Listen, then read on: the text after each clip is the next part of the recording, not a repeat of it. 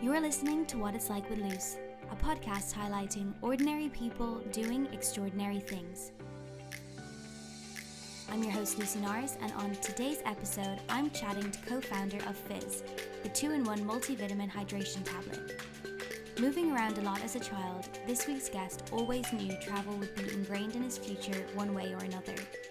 Originally from Australia, it was continuous long-haul flying that would eventually spark the brainwave behind his company, which he founded with 2 other friends. Sick of having to combine energy tablets with rehydration products to combat the knockout effect of almost 24 hours in the air, the trio saw a gap in the effervescent market and jumped at it. No science between them, they enlisted the help of their Oxford grad friend, and the rest is a short 4-year history. Attracting the likes of Emirates, Liverpool, and even the Grammys goodie bags, it's safe to say they've got off to a flying start. Becoming the #1 seller on Amazon in their field and the first effervescent tablet to appear on an airline, it's only the beginning for this young brand. Talking me through the whole journey, here's what it's like to be Daniel Cray. Before we get stuck into the episode, I just wanted to say that if there is a drop in sound quality throughout, I'm very sorry, but in respect of social distancing during COVID-19, I've had to record episodes remotely. In this challenging time, we're all trying our best, so I really hope everyone is staying safe and that you enjoy the episode. Welcome, Daniel. Thank you so much for coming on and chatting with me today. To kick things off, I always like to go all the way back to the very beginning and just have a little chat about your experiences growing up in Australia and maybe how they tied into your initial love for entrepreneurialism and why you wanted to start your own business, or was that something that you discovered later on in life? Sure. Well, hi, Lucy. Dan Cray as a child. I guess that's a kid that had an ever-changing accent, because as much as I'm born in Australia, my parents moved my brother and sister and I around quite a bit, and we lived in Hong Kong, Beijing, and just outside of London for a few years as kids as well. So going to a lot of international schools, I guess I had a bit of an American twang. Then I got to the UK and I picked up a little bit of a posh schoolboy accent, I think, at the time, as my soon-to-be friends in Australia laid into me in the on the playground soon after. But I think that's the irony, is like as a kid, you just want to fit in, and something like a strange accent makes you a bit of an outsider. But the irony is, as you get older and go to university, and whether that's both socially and I guess definitely now as someone in business, you always kind of seek that way to stand out and be a little different. So I think between that and traveling around as a kid, showing that my parents could, uproot a family every 2 or 3 years to completely conflicting cultures, or contrasting cultures rather, shows that travel was always going to be in my future, because I'd learned. And actually, when you look at us now, my brother's lived in Liverpool for the last 4 years before going back to Melbourne last year, and my sister's lived in Spain for 9 years. So we're quite a scattered family. I'd be interested to know, or if you remember, when those first little inklings of you wanted to do business, or you maybe wanted to go out on your own eventually. Where did that start? Did it start, when you were younger, or was it when you had to sit down and decide what you wanted to do at uni, or when did you first realize that you were really interested in business? At university, I studied a Bachelor of Business with a major in marketing. So I always had, I guess, a bit of a broad stroke across business, but with more of a focus on marketing and creative elements of that. Coming out of uni, I got a job in one of the world's biggest media groups, Dentsu Aegis Network, and I was working in a PR and content firm there. And that's where I really got exposure to, so many people across a whole range of communications, creative, some, video production, to, PR, to social media campaigns, this, that, and the other. And I just became like a sponge, whereas I think a lot of people can kind of find their niche and just focus in on becoming that expert. And they know other parts of, the cogs all click into place, but they don't really know how they work. But, my attitude was always like, go sit down with the video editors and like learn what they're doing and sort of get that insight, and take it all in-house for me to then maybe one day either run my own thing, which at the time I'd envisaged early being my own advertising agency, but a couple of clients who were from some more entrepreneurial brands that I worked on suggested that don't start an agency, find your own business, do something that can kind of tick over even whilst you're sleeping.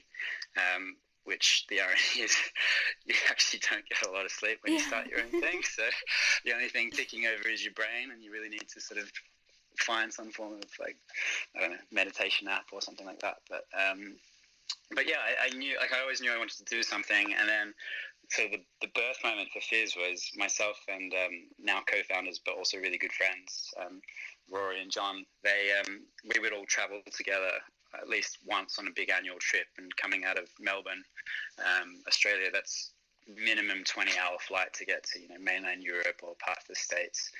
And we found ourselves gravitating towards a gastro product akin to like Diarrhea, as you'd know in Ireland or here in the UK. Mm-hmm. And we were repurposing that on long-haul flights, and we were putting that in a glass in combination with the multivitamin with the likes of Barocca. And that was our sort of go-to, unfair advantage that we were trying to give ourselves on long-haul travel, hangovers, keeping healthy on the trip itself. We're all quite sporty as well, so that was our sort of go-to concoction. But none of us had a scratch of science between the three of us, and but yet it seemed to make sense for us on a personal use. And everywhere we travelled, we'd be looking for this 2-in-1 product that gave you your sort of daily multivitamin, but also had that elite formula, so you're getting more out of your water, replacing your electrolytes, this, that, and the other. And we just could never find it. So that really birthed the idea that this should exist. And if you asked me at the time, when I was working on sports marketing campaigns left, right, and centre, and tourism campaigns in the advertising world, I never thought that supplements, both a sports supplement or a health supplement, would be something that I'd be pivoting towards starting my own business in. But it just became that like nagging question between the three of us, was like, well, why does this not exist? And we also thought, to be honest, that the branding in the category of effervescence was a bit dated, and there wasn't really that lifestyle, brand in market. So we knew there was a gap, and we turned to a friend of ours who's a learned PhD from Oxford, a friend of ours called Paul, and we went to him with the concept, and he quickly saw the opportunity, wanted to get involved, and I guess the rest is a brief 4-year history. We decided to pack up life in Australia, moved over to London. 3 out of 4 of us could luckily get a British passport from parents or grandparents, and we thought London was just this thriving hub of a city that had 3 times more people fly through Heathrow than live in Australia. So we just thought it was a much bigger market, had great opportunities in professional sport, gave us access to travel around and sort of cross-sell around Europe. And we were very fortunate in where we started, and we quickly found ourselves on board Emirates airline as an amenity. Yeah. With them, we started quickly finding that our formula that we'd created, initially more from a lifestyle and travel perspective, was superior than most of the sort of sporting products on the market as well. Mm-hmm. So that became something of a coup for us, and we had Leicester City's physio at the time. She approached us and said, look, there's a real opportunity here in professional sport, and I've got some experience in that area. I'd like to come join. So Yasmin's joined us sort of 12 months in, and started growing up a sports portfolio for us, which we've supplied almost, you named the club name, we supplied them, like Liverpool in their title winning season. We've been fortunate enough to be supplying them, and any club that we work with, they always purchase the product from us, which I think when you a self-funded business, looking for those points of justification or credibility is really key. And the performance coaches of someone like Liverpool are handing over their money to a product like us, that there's no real better testimony than that. I love how you guys, you kind of took that thing of go big or go home from the beginning, and securing Emirates as your first partnership, or I don't know what you call it, but that's pretty crazy for a new company. But before we get into all of that, I just want to go back a little bit to the initial days, when you came up with this idea, because I thought it was really interesting that you and all of your co-founders as well had no science experience, because it's a product that relies so much on that sector. So was that ever an intimidating factor for you guys when you were thinking of how to go about even getting this idea from paper into a physical product? I mean, it was, but that was, I guess, quickly negated by the sense that, Rory, John and I we saw an opportunity that we thought existed, but we didn't really know it was an opportunity until we had the science confirmation, and that's where having Paul come in. He's a neuroscientist and PhD from Oxford University. We went to him with a concept which we were like, we think this is a good idea, but is it? And he was the sort of self-assuring, like, he's like, his first instinct was, this has to exist. And we're like, we've done the research, we've looked around, there's many on the hydration side of the picture, and there's many on the multivitamin side of the picture, but there's no one who's got this hybrid 2-in-1. And he looked into it and he's like, yeah, you're right. And scientifically, he's like, yep, this is why we would do it, and here are the reasons why it does make a lot of sense. When you're in a dehydrated state, you're much more susceptible to getting sick. So the concept of combining these things for different purposes, whether that's traveling and looking after your immune system there, or even elite athletes, by working out regularly and hard, that's something that has an effect on your immune system as well. So there's many senses as to why these two product categories make sense to kind of merge. And he was the one who sort of opened our eyes to that a little bit more than the initial gut instinct from us as to we're onto something here. Then when it went, I guess, into development stages, and then you were looking to launch it onto the market, I know you're the number one seller in this sector on Amazon, and as we touched on, you started working straight away with huge brands. So can you talk me through that process a little bit? Also, why you decided to go onto Amazon rather than maybe push for the more traditional route of getting into retailers like Boots or places like that straight away, as having your main focus there. What was your process in those initial stages? I can give you the clever answer, or I can give you the honest answer. Which one do you want first? The honest answer. The honest answer is money. We had none, or we had very little. We bootstrapped this ourselves, and when we first looked at it, the initial business plan of we'll roll out into Boots and progressively into independent pharmacies, this, that, and the other. It all sounded great on paper, but then when you start crunching numbers as to you got to pay this listing fee, or you've got to pay these field sales teams and this, that, and the other, it adds up astronomically quickly. And so the strategy became, okay, well, who can we sell to that is maybe less time intensive, less on the hip pocket, and simultaneously builds up our credibility, so that when we have the funds and we have the stories to approach these people with, it becomes a different conversation as to hey, we popped up overnight and now we want to be everywhere. And that's really why we started focusing on I guess the go hard, go home strategy of pick up the phone to people like Emirates, or pick up the phone to hotel groups like the W or One and Only Resorts, or pick up the phone to travel charter companies like the Yacht Week.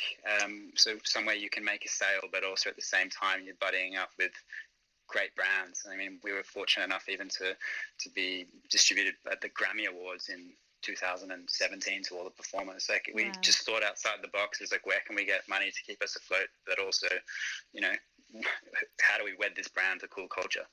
Yeah, I think that's incredible. You did it so well in terms of building credibility behind your name, but I guess you have to tell me what your secret to pitching is, because I'm sure they probably get so many people, every day. But yeah, what do you think it was about you guys that made these huge brands of hotel groups and airlines and sports clubs and all of that buy into you guys when you were so young? You're only 4 years in business, so that's a pretty big achievement. How do you think you did it? That's a good question. Probably can't reveal all the secrets on air, but I mean, it's a mixture of creative approach. Like, personally, I'm someone who's never handed over a black and white piece of paper, A4 CV, to get a job ever.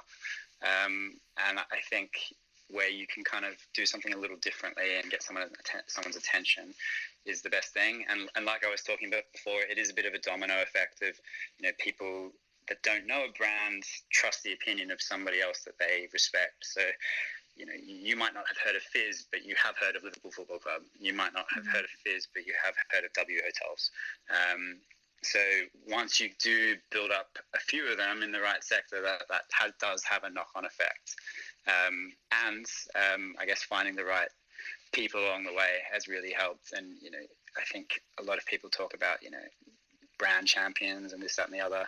But really, when you're looking at from a B2B perspective, they're just as important, because we've been so fortunate, and even it's staggering actually. Some of the people who I now call good friends were just cold calls from Instagram, meet for a coffee, and they'd be a coach of a rugby club, or they'd be a travel influencer, and all of a sudden they're now taking you under their wing because they like the product, they like the brand, and they like you. So I think relationships, if your strategy is going to be B2B, relationships are absolutely key. And trying to just make sure you're putting yourself in the best light as much as possible. And then kind of on, I guess, the more personal business side of things, your growth must have been pretty quick from when you first secured that first deal with Emirates to where you are now in just 4 years. So do you remember, ever feeling maybe a little overwhelmed or in over your head when things started to go really well, or when did you sit back and realize, or maybe you didn't, I don't know, but have that moment where it was kind of like, okay, we've made it now, and now you are part of a fast growing company, and you need to be able to deal with that, I guess. I don't think any of us have ever had the sigh of relief of whew, we're good here. But there's definitely been a few champagne popping kind of celebrations of, Emirates is definitely one of them. And I think actually this is another interesting point is, I've mentioned it a couple of times, but being self-funded, when you win on some big contracts and you are sort of flush with funds, you don't necessarily think about the future and the rainy days, which we're all experiencing right now in COVID. And I think if we started again, we might have looked for investment earlier, just in the sense of when it depends on how big your ambition is and growth, and how patient you are on wanting to have that growth. So I think we did amazingly well in the first few years on our own. It's an incredible story, and it is big, but the ambitions of, I guess, the founders are we want to be a household name worldwide, and in order to do that can sometimes require maybe some assistance, both in terms of capital and in terms of relationships beyond the founding team. So we took on our first investment at the start of this year, and it's something that's really put us in good stead through a difficult time. And we've been reloading the last few months, and it's quite exciting as to what coming out for this year and for next year. Were you ever worried about taking on investors and letting that outside source have a little piece of your business, or have a little bit of control of the idea that you guys created? Yeah, and I guess that's where your mindset can pivot, and I guess for some people it never does, but that was initially why we were adverse. We had cash in the bank, and we were seeing growth, and we were like, we don't need to take investment. And any time it was kind of tabled or someone approached us, we were a bit dismissive of it, saying we can do this on our own, we'll figure it out. And many people do that, and some people have great success with it, and power to them. But for us, it just became a conversation of, well, this is where we're headed, this is where we want to get to. Do we want to get there a bit faster, and do we want to kind of safeguard that a bit? Which is weird because we've had the whole go hard or go home mentality almost the whole way. But yeah, last sort of middle of last year, we decided that we wanted to take on some capital for the first time. And last year was a crazy year. People talk about 2020 being insane, but from a Fizz standpoint, last year was ridiculous. One of our co-founders was diagnosed with bowel cancer. We were trying to run, a small team, one man down, trying to raise capital for the first time, which is not only a challenge, but none of us had come from any business background to have done that before. And all the while sort of keep things going and keep the growth happening. So it's a strange question to ask, I guess, about the decision as to whether or not to give up something in order to maybe have a bit less of something bigger. But inevitably, that's what we chose to do, and we're really pleased. We've got some great guys behind us, and they've been great to work with so far. It's early days, but I think their ambition meets ours, and we click. So it's a good match. And leading on from that, you touched on some big challenges, and I'm sorry to hear that about one of your co-founders there. But do you remember was there any, I guess, big standout challenges or roadblocks you've faced over the last 4 years, or anything that you potentially, if confronted with it again, would do differently? Well, I mean, undoubtedly, the situation with Rory last year was the hardest thing we've had to face professionally and personally. I mean, he's been my best mate since we were 10 years old, so that was tough. And I guess, you know, sometimes people say don't go into business with your friends, and we've always sort of laughed that off, saying, you know, it's not affected us. You know, the three of us have lived together and worked together out of a kitchen table initially, and all stayed really close. But I guess when you know, you're a bit of a tripod and one of the legs falls like that, that's tough. Yeah, that's really tough.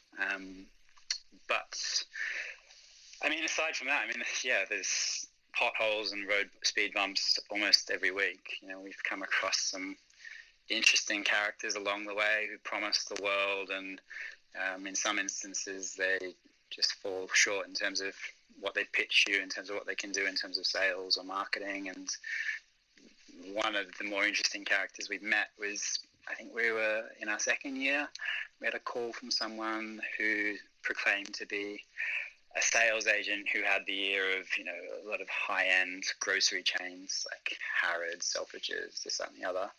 And it turned out that he was just a complete con artist, and there was actually a class lawsuit against this guy from many brands, and it was a lesson learned from us that only cost us a few £100. But I was speaking to a lot of other people in that lawsuit, and they've been taken for a ride to the tune of many thousands. So I think we were a bit trusting, and when we heard something that sounded good, we were quick to grab onto it. But now we look at it a bit more skeptically. There's not a lot of stories that good, but there's, you know, regular stories of challenges that, you know, each week there's something we got to deal with that we've never experienced before.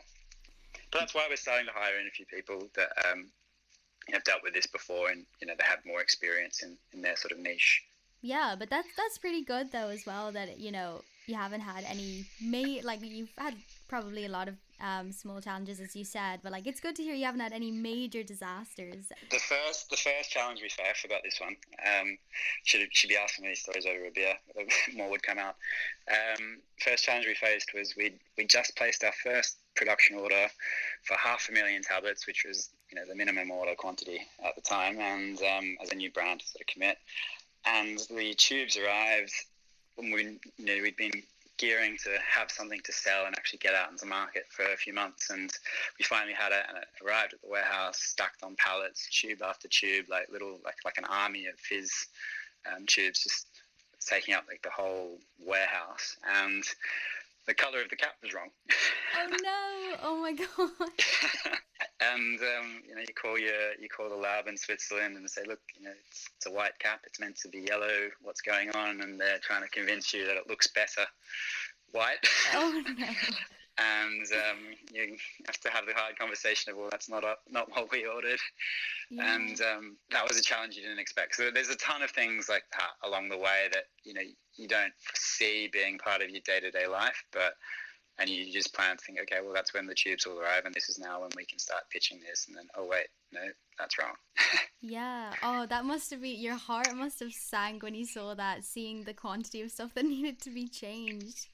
It went from being one of like the most proud moments I've ever had in my life to just seeing like, here is literally hundreds of thousands of product we created, to, you know, tearing open the pallet, pulling a, you know, case out, and then looking at it and just having your heart sink and go, what the So I guess now, well, I don't know, but I'm just imagining that you can maybe be, or you might have the luxury now of being a little bit more selective of who you want to choose to partner with, or who you want to work with.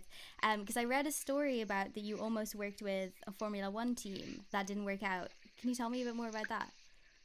Yeah, which I guess that's something that we'd point to along the way as to maybe why we changed our perception on investment, was saying no to opportunities that we couldn't afford, but otherwise we probably would have said yes to. As I've said, you know, we were an amenity on board Emirates, and the Formula One circuit mostly has the luxury of flying on private charters around most of the tracks. However, the first race is in the proud hometown of Melbourne, and 20 hours is a bit far, you know, jump on a few legs on a private jet. So they all tend to fly commercial, and Emirates being a sponsor, they fly on Emirates. So the president at the time, still is, Toto Wolff, had seen it and saw Fizz, and they had a big brand sponsor swap away to a competitive team, and they called us, or the commercial director rather called us, and pitched us the concept of taking that spot from this other big nutrition brand. And it was three of us sitting around a kitchen table, couldn't believe we were being pitched by Mercedes F1. And then we had to sort of suggest to them that look, well, we are just three guys sitting around a kitchen table, and we are quite young, and we're not maybe as big as you expect we are. And even then, with Progressive, and really actually credit to them, they managed to look at different creative methods of how we could be working together that wasn't all just cash up front. And even then, it was a deal that we would have wanted to have said yes to, but we just didn't have the cash flow to be able to say yes to it. So there's a few examples like that in our history, that the ridiculous calls to receive or to have and be considered for, but ultimately at the time was that the best way to spend that level of money in marketing when we needed it safeguarded to place the next order. It's tough, and you just have to let that one go and move on to the next. But I guess now with the investment, we still get to be skeptical and choose who we want to work with, but we can say yes a lot more. I'm sure that must have been just, even in terms of a little bit of a confidence boost, or giving your brand a bit more credibility for you guys to know that a Formula One team, and Mercedes of all teams, to call you and ask to work with you. That must have been pretty cool. Very cool, very cool. And I think that was initially when we started. We chose, we wanted to go down a route of appearing maybe bigger than we were, and we sort of shied away from the startup card and the startup world, more so just to sort of appear bigger than we were, to sort of maybe give people confidence that we were new, but we were to be trusted. But again, that's something that our perceptions have changed on, and actually in the last couple of years we've leaned more into the startup community, and it's actually found that instead of feeling like you're in competition with all these young challenger brands, everybody wants to help each other in that co-op mindset. So that's been another lesson learned as well. It's like your competition, whether direct or in a different category that's challenging, is not someone that you're trying to beat on a revenue sheet or prove that you're better than. It's actually like a comrade in arms that they've got a lot of learnings from that you can both share. So exactly what I guess partly is something like a podcast like this is. So I think that's a really interesting take that you guys took when you initially started, not to go down the startup story route, because I think a lot of young brands maybe leverage that fact as well. I think that was us being naive, in the sense that the word startup just had a slight connotation of this could fail, and okay. we hated that idea that and a lot of friends would say good on you for doing your own thing, and if it doesn't work out, at least it's a good lesson. You'll have a great experience. Yeah. And that it's obviously come from a good place when people say those things, but all that would do would just make you work that extra hour, because you're like, well, this isn't going to fail, this isn't something I want to have and chalk off as I learned my lesson on this one and I'll save that for the next thing I do. I didn't want to learn a lesson. We wanted to make a success of it. So but you change, I think you evolve your opinion on this, and 4 years on, you're not just wiser in business, you're probably a bit wiser in life as well. So. Yeah, true. But it did work for you guys. It worked out pretty well. And the other thing that you guys are doing, which I really like, is that you're taking a more eco-friendly approach with your plastic packaging and things, with Plastic Bank. So can you tell me a bit more about that initiative? Yeah, sure. It's been something that I think 9 out of 10 young brands are going to have, or going to want to have, a passion towards taking care of the planet as well as, making money. And we're no different. It's not always easy to have those two goals align, but it's something that, we've continually tried to work on. It's not it's not until, I guess, recently we've sort of communicated that. And again, that's maybe a lesson learned, is it's not necessarily to greenwash, but you should actually just have the transparency available to be read if you want it. But, we've always made sure our tubes are recyclable. We swapped over, the industry standard was to have tube effervescent tablets sat in a plastic case or tray and be shrink wrapped plastic over the top. And that was something that we looked into, and, something that, different to the cost, was that we wanted to swap that over to a recycled card. And so that has challenges, and that, now the product has to go out in a larger case size and maybe is optimal, but it means it's not sitting in plastic. So that was a small step, but from our perspective, a big one, to change our secondary packaging. And then earlier this year, we came across Plastic Bank, and that was something that, quickly learning what they did, we wanted to be a part of it. So we've joined with them a few months ago, and now it's, we're really proud that that's something that makes us plastic positive, in the sense that for every tube of fizz that's sold, 6 times its weight in plastic waste will be collected, recycled, and prevented from staying or appearing in our oceans. So I think that equates to 20,000 kilos of plastic that's going to be pulled out of the ocean this year alone. So it's, that's not our main MO, but it's something that, we're really, really proud to be doing. So. And then leading on from that, do you have maybe an ultimate goal, or somewhere that you would really like to see this product go? Maybe a dream partnership or something like that? What do you want to see this business do? I think a lot is the answer. The ultimate goal is to be synonymous with health, and what Red Bull has become to energy, and both in terms of that category and expanding into being just like that brand level of brand recognition, is what we want in the health category. Step one is obviously a flagship product, hybrid between tackling dehydration and associated health issues. We've got plans that grow beyond that in future years. But I think if you ask someone, have you heard of fizz, if they're in the right parts of the world or the right parts of the UK or Ireland, they're like, yeah, I know it, I love it, but we're not a household name yet. Not to everyone. So we want fizz to just be a known brand everywhere, and that'll come from many bricks that still need to be laid into the foundations. Going back to you as an individual, it's very clear, anyone listening, you might not think it, but to someone else, you've experienced a lot of success in your career so far. So do you have a personal definition of what success means to you? It's interesting, because every time you set a goal, you either blow right past it or you miss it and you find a new goal. Success is always one of those things that I'm always someone who loves to have a plan and loves to feel like I'm heading in the direction to achieving something, and otherwise you can be a bit lost. But at the same time, take it with a pinch of salt to know that if you can't learn to pivot and change, then you're kind of stuck and dead where you are. So I think there's a lot of things along the way that I can say, yep, sold fizz to my boyhood football club in a title-winning season. That's an amazing success tip. Mm-hmm. Became the first effervescent tablet on board an airplane. Amazing. Now pushing out into retail across Ireland and the UK, or we have distribution going in South Africa, Hong Kong, UAE. They're all huge success moments.